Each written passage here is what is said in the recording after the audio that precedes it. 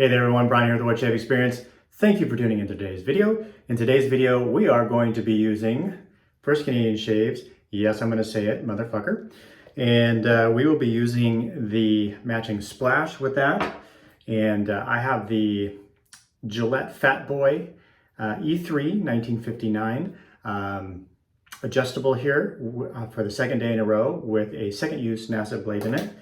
We are all lathered up with the silver bullet. This is a RazoRock 400 synthetic with a synthetic knot, as I just said.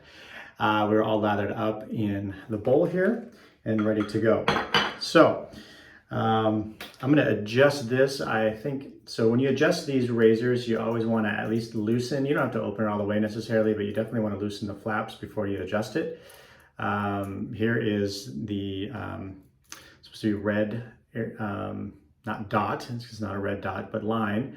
So I started on 3 yesterday and went to 4 on the third pass. I'm gonna dial it up to 5 and start my shave on 5 and then tighten her down, make sure she's all tight.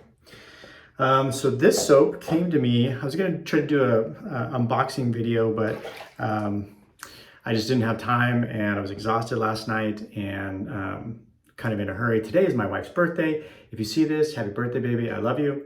I don't know that you will because I'm not sure you watch these. So anyway, it's been a busy morning and we are leaving tomorrow for Great Wolf Lodge for a couple of days to take the kids. And we kind of sandwiched it up between my wife's birthday and Father's Day. And so I may not shave for a few days, and it's the BBS Live First Canadian Shave Week, so I wanted to get this in. So here we are. I got this from my buddy Seth. He apparently had some frag burn from it, and he used it twice, and he was gonna let it go, and I was fortunate enough to pick it up, so it arrived yesterday. I'm gonna wet the face here.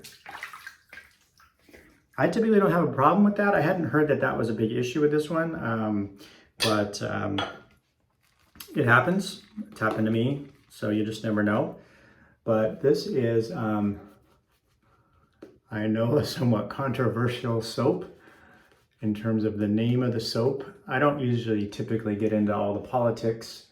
I try to stay out of that and stay neutral because politics is invasive in all aspects of life ultimately, as you will find. This is a great community, but there are different opinions and agendas out there. So anyways, I think this is kind of before I got into like totally videos and really, head first into wet shaving.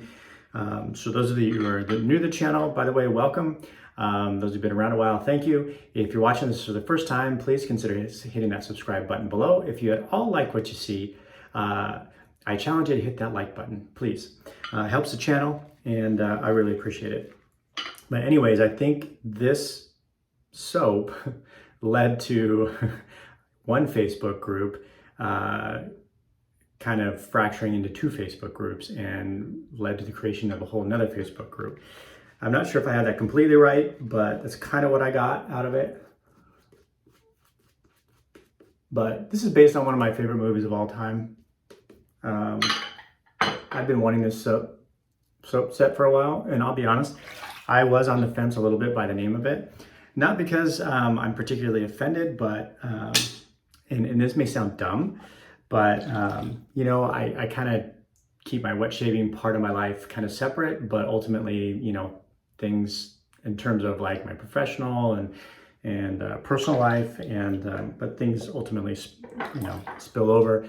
My concern has always been that my professional colleagues would kind of somehow find, not concern, I mean, at the end of the day it's fine, but content that's controversial, like the name of this soap, given my professional, I don't want to say status, but we live in a smaller community, and I'm in one of the largest employers in town, and I have a fairly significant position with that company. So I guess my concern was always like my boss would call me into his office one day and be like, hey, we found your YouTube channel, and that's cool and all, and what you do on your own time is your deal, but what you say or what you do, could be reflected upon the company and that kind of stuff. So it's just something I've always thought about. So I've actually held off on purchasing this in the past when I've had the opportunity, but I finally just pulled the trigger and I'm gonna roll with it. I'm sure it'll be fine, and I'm sure I'm just being overly sensitive, but there you have it. That being said, it is one of my favorite movies of all time. So Seth, thank you for getting this to me. I really appreciate it. And I'm enjoying the scent very much. This is based on Creed's, I think it's Millesimi Imperial. I think I'm saying that, hope I'm saying that right. Scent notes, bergamot, green, mandarin, lemon, I think I can't even read my writing. Iris, sandalwood, amber, and musk. It's kind of an aquatic scent. It's very, very nice. I am not having any problems with, and I can tell at this point, with any frag burn, so that's good for me. Get all this soap off here. And even on a 5, hey buddy, hi Carly. Hey guys, I'm doing a video. Okay, so if you're gonna watch those, you need to go out. Huh? Okay, all right, I'll be done soon. Love you guys. Well, they stormed in here, iPads in hand, both of them. There you have it. Anyways, even so on a 5, this is super mild. To be honest with you, I cannot believe how an old. Okay, go in your bathroom, buddy. Okay, thanks, bud. You never know what you're gonna hear on this channel sometimes.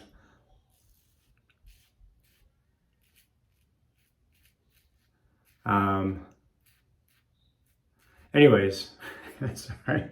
Sometimes when the kids pop in or they're in my they're in here, I always lose my track or my train of thought. The razor, still on 5, not a whole lot of blade feel. I think I was saying I couldn't believe for a razor from 1959, this old, which is in really great condition, by the way. I mean, like I said, I picked this up from Neil at the Heritage Collection, which if you haven't checked out the Heritage Collection, makes a lot of great brushes, vintage brushes. I'm losing my mind today, folks. He replicates old vintage brushes and does some great work. And so I'll link the Instagram and website below, but this came from Neil's personal collection. He was doing some den thinning, but it is really in good shape. There's not a lot of, it might be hard to tell on here, but there's not a lot of nicks.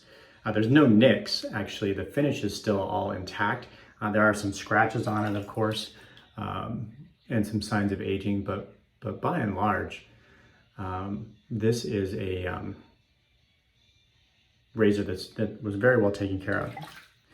And now I forgot where I was in my shave. We're still on the first pass, right?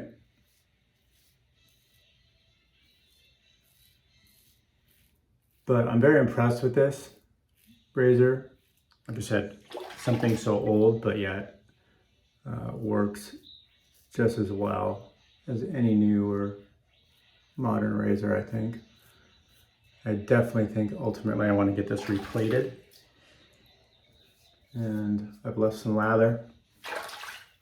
Sorry, DK. Anyways, really nice scent on this. I'm enjoying it.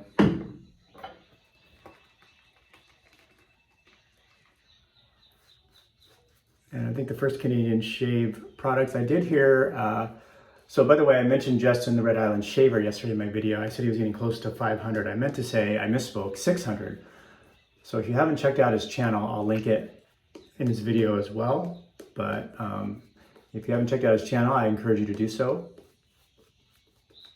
And give him a subscription if you'd like.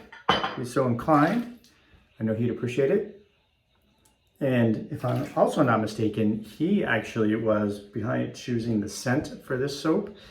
So he's got a personal bias, obviously, as to this being the best First Canadian Shave scent.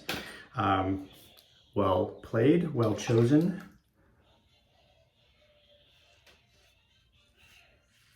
I think it's great. So we'll go across the grain here. I do like this soap.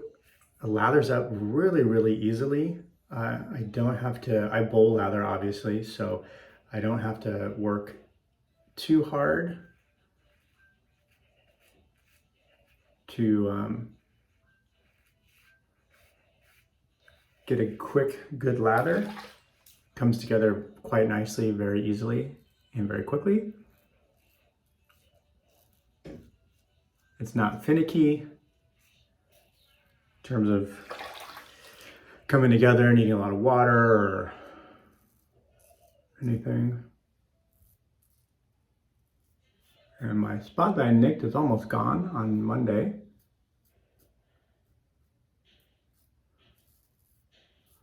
This razor seems to have quite a wide sort of angle window.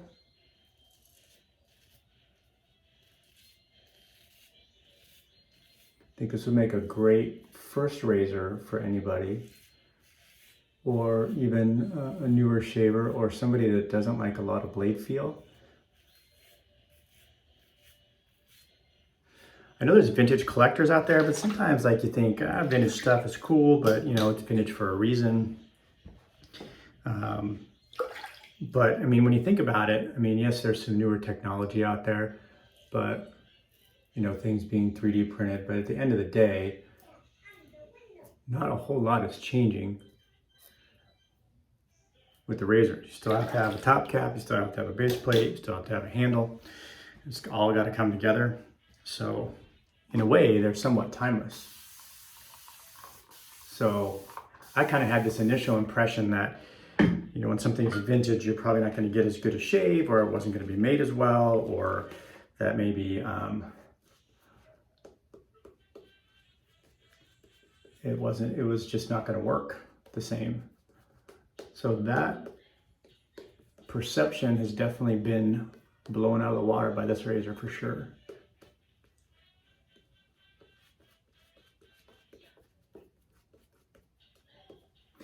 I know also Neil at Heritage Collections, and I missed the drop for the prototypes, but he's coming out with a reproduction of the Gibbs adjustable razor soon, and it looks pretty cool. I'm not really familiar with that razor, but I've saw pictures of it on Neil's Instagram, and it looks like it's a pretty cool looking razor. So hopefully I get my hands on that eventually when he drops that. And it's not going to be all that expensive either, I don't think, in the grand scheme of things. So I forgot to set my alarm, and he only had like 25 available on the prototype drop. And yeah, as you can imagine, that went quick. I think they were only like 25 or 30 bucks for the prototype drop.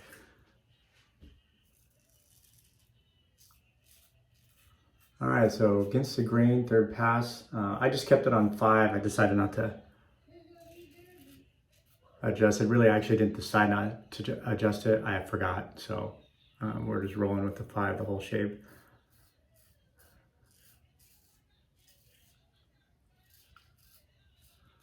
But I think what I got to give it to this razor for is both smoothness. For me, I don't like a lot of blade feel if you watch my channel. And I don't like super aggressive razors. I'm more geared towards the face feel of a mild razor. But this is both mild and pretty efficient for how mild it is.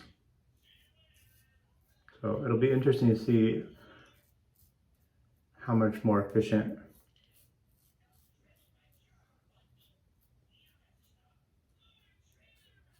the 5 setting is on this than the 3 and 4 that I used yesterday.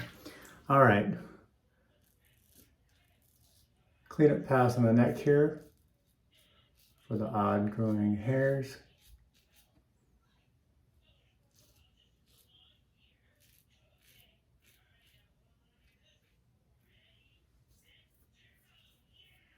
And I think we are done with the shave. So let me rinse and we'll get to the post.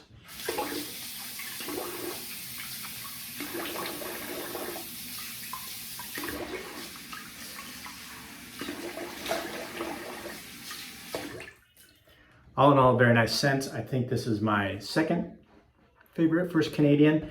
If I do shave tomorrow, I'm going Notorious. And no, not Duran Duran Notorious, Notorious B.I.G. That's probably my favorite First Canadian scent, even over this one. But we'll see. We'll get the aftershave splash. Is a non-alcohol based splash. It looks like maybe the label on here, I don't know if it's supposed to be like that, but it looks like the label on the splash might be have some travel damage, not necessarily from Seth to myself, but I'm assuming he got this from the Razor company. I know that there were some damaged labels that happened on the way from First Canadian to the Razor company.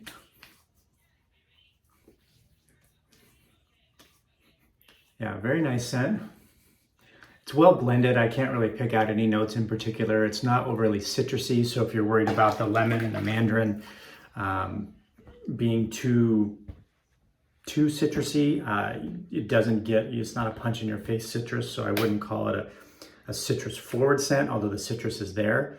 I think you're getting a little bit more. It's nicely grounded in the sandalwood and the amber. It's not overly musky either. So those of you that have concerns with like musk, I think that's way in the background. Overall, well blended, very nice, very happy. Again, First Canadian Shaves, motherfucker. I don't want to say that too loud with the kids out there. And matching splash. So thanks again, Seth. Appreciate it. Sorry it didn't work out for you, but it seems like it's going to work out for me. So happy about that, and glad we were able to work out getting this to me. And anyways, thanks for tuning in, folks. Hope you have a good day, and we'll see you soon on the channel.